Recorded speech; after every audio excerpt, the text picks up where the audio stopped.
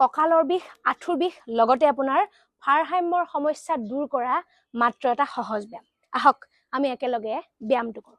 ব্যায়ামটো কৰাৰ বাবে আপুনি যিকোনো এটা লাঠি বা ৱালত আপুনি ধৰি ল'ব। ধৰি লৈ আপুনি ব্যায়ামটো এনেকৈ ষ্টাৰ্ট কৰিব। আপুনি প্ৰথমতে আঁঠুটো ভাঁজ কৰি ল'ব। ভাঁজ কৰিলে আপুনি ভৰিখন পিছফালে লৈ যাব। তাৰপিছত লাহে লাহে নৰ্মেল পজিশ্যনত আনিব আৰু আগৰ ফালে আগুৱাই লৈ যাব আৰু আপোনাৰ ভৰিখন এনেকৈ চিধা কৰি দিব। চিধা কৰি আকৌ ভাঁজ কৰিব। ভাঁজ কৰি নৰ্মেল পজিশ্যনত লৈ যাব। ব্যায়ামটো মই আকৌ এবাৰ দেখাই দিছোঁ। আপুনি এনেকৈ নৰ্মেল পজিশ্যনত আঁঠুটো ভাঁজ কৰি ল'ব।